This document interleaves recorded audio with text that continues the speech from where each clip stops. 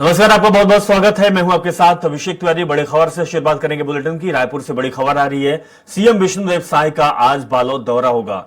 डोंडी लोहारा में आयोजित जनसभा को संबोधित करेंगे सीएम साय। दोपहर को रायपुर के डोंडी लोहारा के लिए रवाना होंगे सीएम। शाम करीब 4 बजे डोंडी लोहारा से वापस लौट आएंगे सीएम विष्णुदेव साय। तो बड़ी और अहम जानकारी आपको दे रहे हैं रायपुर से, जहां आज बालोद का दौरा है सीएम का।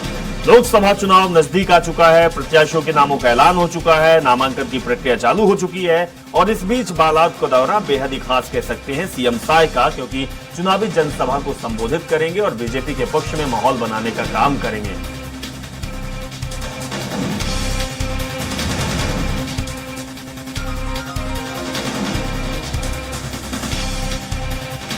तो शाम करीब 4 बजे डोंडी लोहारा से सीएम वापस रायपुर के लिए वापस लौटेंगे, लेकिन उससे पहले जनसभा को संबोधित करेंगे सीएम साय और लोकसभा प्रत्याशी जो बालोद का है उसके पक्ष में माहौल बनाने का काम करेंगे। तो बड़ी और अहम जानकारी आपको दे रहे हैं। राजधानी रायपुर से दोपहर के लिए रवाना हो जाएंगे सीएम साय। जनसभा को संबोधित करेंगे सीएम साय और इसके बाद 4 बजे के लगभग रायपुर के लिए वापिस आएंगे।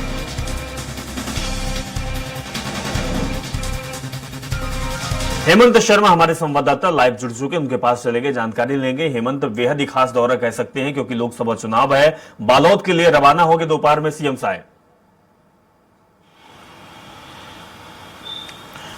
और देखिए अभिषेक, छत्तीसगढ़ में 3 चरणों में लोकसभा का चुनाव होना है। बस्तर में पहले चरण में चुनाव होगा और कल नामांकन की आखिरी तारीख थी। कल तमाम दोनों पार्टियों के नेताओं ने वहां पर ताकत झोंकी। सीएम विष्णुदेव साय वहां पर गए थे और लगातार प्रचार अभियान चल रहा है मुख्यमंत्री का। और इसके बाद दूसरे चरण में चूंकि 3 सीटों पर मतदान होना है, कांकेर, महासमुंद और राजनांदगांव, तो ये 3 लोकसभा सीटों को लेकर भी जमकर मेहनत मुख्यमंत्री करते नजर आ रहे हैं। आज भी कांकेर लोकसभा क्षेत्र के जो डोंडी लोहारा क्षेत्र है वहां पर जनसभा को संबोधित करते नजर आएंगे सीएम विष्णुदेव साय। इसके साथ साथ वहां पर संगठनों से भी मुलाकात उनकी होगी, कार्यकर्ताओं से भी मुलाकात होगी और करीब शाम 4 बजे वो वापस डोंडी लोहारा से रायपुर लौट आएंगे। तो ये पूरा शेड्यूल उनका बना हुआ है आज का। और इसी तरीके से रोजाना कई जिलों के दौरे पर, कई लोकसभा क्षेत्रों के दौरे पर वो रहते नजर आ रहे हैं। लगातार कोशिश उनकी यही है कि जो लक्ष्य रखा गया है 11 सीट जीतने का लोकसभा में, उस लक्ष्य को पार किया जा सके। हेमंत, अगर बात की जाए, बीजेपी ने लक्ष्य तो रखा है 11 सीटों पर, लेकिन कांग्रेस के उम्मीदवार भी हैं। कितना मुकाबला दिलचस्प होने वाला इस बार? देखिए कांग्रेस कई लोकसभा क्षेत्रों में टक्कर देती नजर आ रही है। अगर ग्राउंड की स्थिति की बात करें अभिषेक, तो 2-3 लोकसभा के मैं नाम गिनाऊं, राजनांदगांव, महासमुंद, जांजगीर चांपा, कोरबा, ये 4 सीट यहाँ ऐसी है जहां पर कांग्रेस चुनाव जीत सकती है। लगातार मेहनत की जा रही है।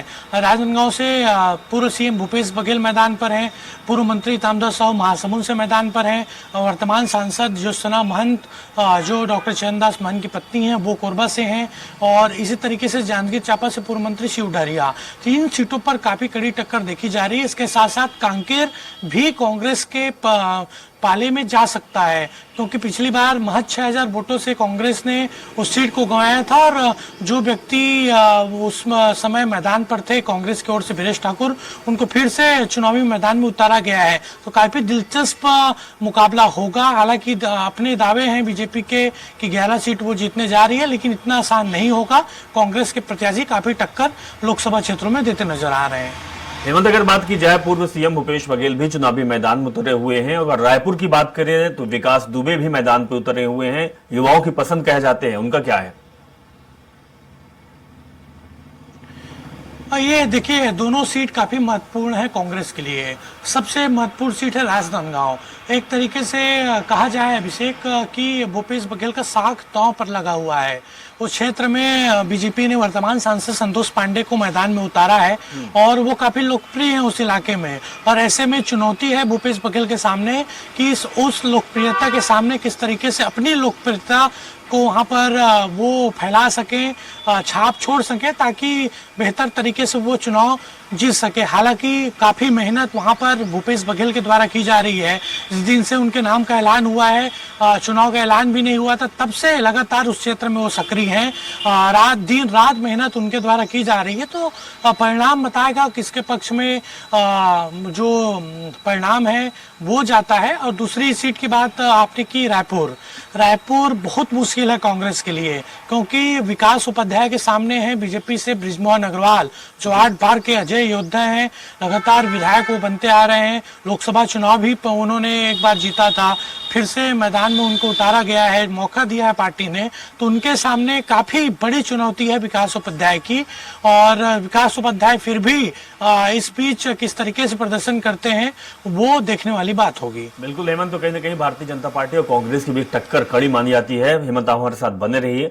एक और बड़ी खबर आपको दिखाएंगे, राजधानी रायपुर से बड़ी खबर है। बीजेपी ने जारी की है लोकसभा चुनाव प्रभारी की लिस्ट। जी हां, छत्तीसगढ़ के प्रदेश चुनाव प्रभारी होंगे नितिन नवीन। बीजेपी छत्तीसगढ़ सह प्रभारी हैं नितिन नवीन, लेकिन इस बार उनको चुनाव का प्रभार दिया गया है।